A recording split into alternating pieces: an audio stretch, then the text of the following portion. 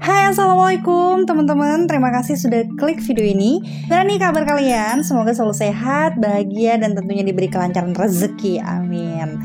Hari ini kita akan ngebahas kasus yang terjadi di tahun 2006. Dan kasus ini pernah viral kala itu ya, dikarenakan melibatkan seorang artis yang sedang naik daun. So, lagi-lagi kita flashback dulu nih ke 16 tahun silam ya. Dan gimana sih kisah lengkapnya? Yuk, kupas tuntas di channel Rikaro.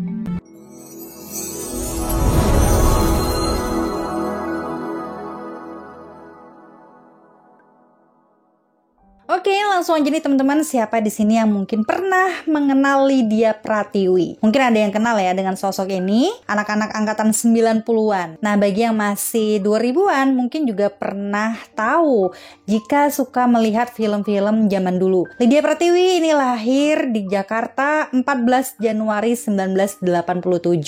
Artinya, saat ini ia berusia 35 tahun. Kala itu dikenal sebagai remaja yang cantik, pintar, periang, dan juga sudah memiliki karisma sebagai seorang public figure. Ia anak kedua dari dua bersaudara dari pasangan Herianto Yusuf dan ibunya bernama Vince Yusuf. Tetapi kedua orang tuanya disayangkan bercerai saat dirinya ini masih kecil, hingga ia tumbuh besar hanya dengan ibunya saja. Ia merupakan seorang public figure yang mulai aktif di dunia hiburan di tahun 2000 ya, berumur 13 tahun kala itu.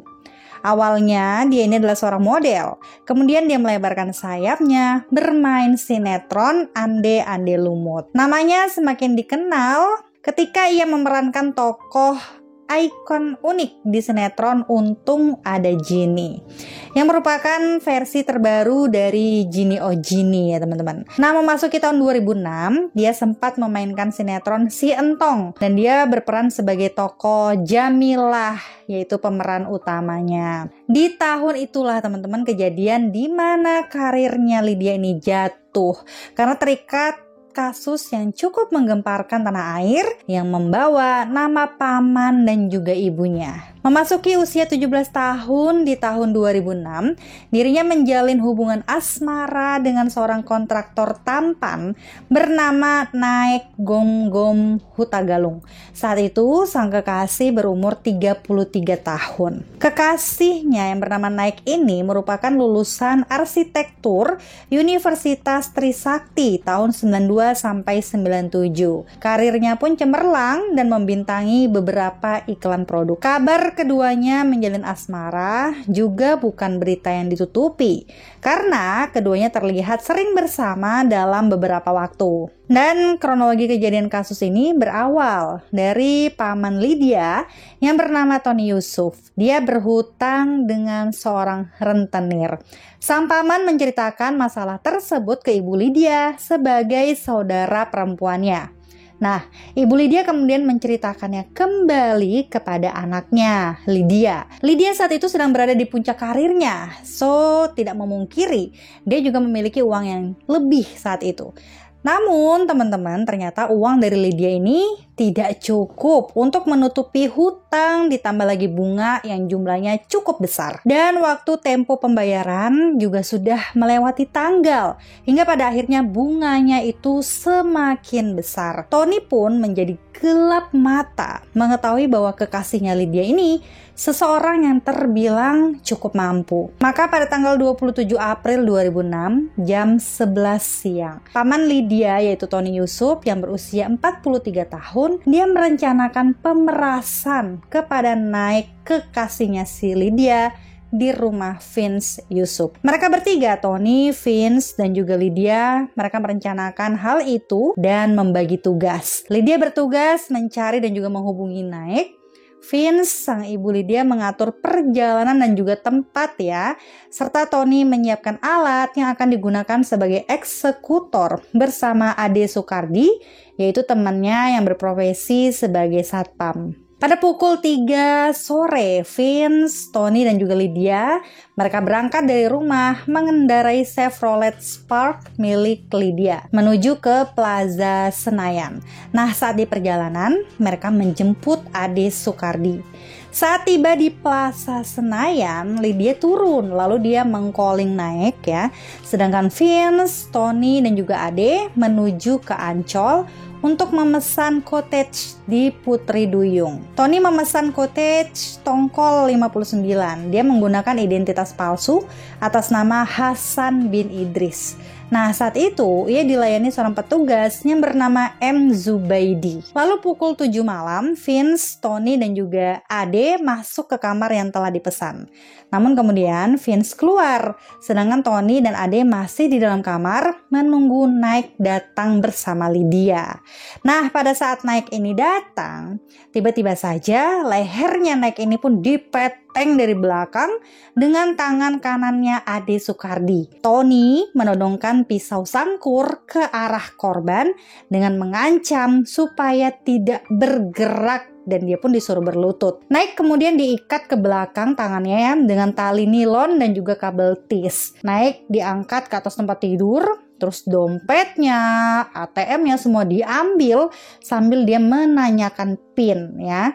Lydia saat itu berpura-pura dibentak juga sambil ditarik keluar cottage. Lalu tidak lama, Vince, sang ibu tadi datang menjemput Lydia dengan taksi. Pada saat itu, Nike langsung curiga dong ya kan, karena ya ini seperti rekayasa gitu. Dan saat itulah Tony dan Ade ini sadar, lalu mereka berupaya untuk menyelesaikan Nike. Karena jika Nike ini masih selamat, tentu saja dia akan membuka mulut dan akan membuat karir Lydia rusak.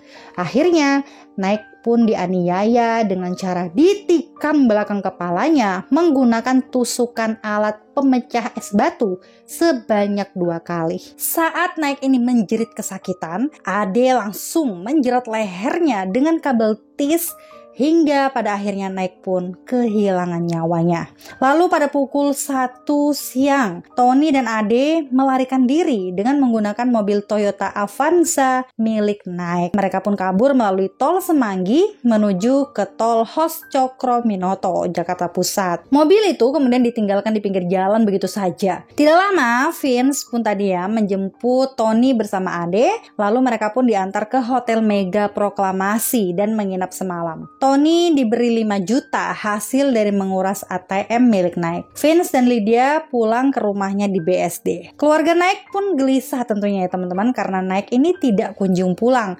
Bahkan ponselnya tidak aktif. Dan tidak biasanya Nike ini pulang larut tanpa pamit. Rasa gelisah bersambung menjadi kecurigaan. Sebab diketahui bahwa terakhir kali kontaknya hanyalah menghubungi Lydia. Dan sampai pada akhirnya keluarganya pun disarankan polisi untuk mampir ke RSCM untuk melihat sosok tubuhnya Nike. Dan pada akhirnya di situ keluarga pun terkejut karena benar tubuh tersebut adalah Nike. Hingga pada 11 Mei 2006, singkat cerita ketiganya pun ditangkap di rumah masing-masing pada pukul 5 pagi tanpa perlawanan. Mereka dibawa ke Polres Jakarta Utara untuk penyelidikan ya teman-teman. Persidangan pun berlanjut hingga setahun lamanya dari 2006 hingga 2007. Dan Tony Yusuf yang awalnya divonis di penjara seumur hidup, dia pun menjadi hukuman mati hingga mengajukan banding dan melewati proses yang cukup lama di persidangan. Tony, Vince, dan Ade mendapatkan hukuman penjara seumur hidup, lalu sedangkan Lydia mendekap selama 14 tahun di usianya yang kala itu 19 tahun. Lalu memasuki di tahun 2013, Lydia ini dibebaskan secara bersyarat dan mengganti namanya menjadi Maria Eleanor dengan harapan dia bisa mengubah masa depannya. Lydia kemudian dinyatakan bebas murni pada tanggal 24 November 2018 lalu. Dan dirinya kini sudah tidak berkecimpung lagi di dunia hiburan. Oke teman-teman, demikianlah kisah yang cukup membuat kita sedikit membuka mata bahwa kejahatan itu bisa terjadi karena adanya motif dan juga kesempatan. So, tetaplah waspada dengan sekitar kita, menjaga hubungan baik dan juga mengontrol diri agar selalu mensyukuri apa yang kita punya. Nah, gimana nih tanggapan kalian dengan kasus kali ini? Apakah kalian sudah pernah mendengar kasus ini? Silakan sampaikan di kolom komentar dengan bahasa yang sopan tentunya. Dan teman-teman ingat untuk selalu hati-hati dan waspada. Sampai jumpa di videoku selanjutnya. Bye!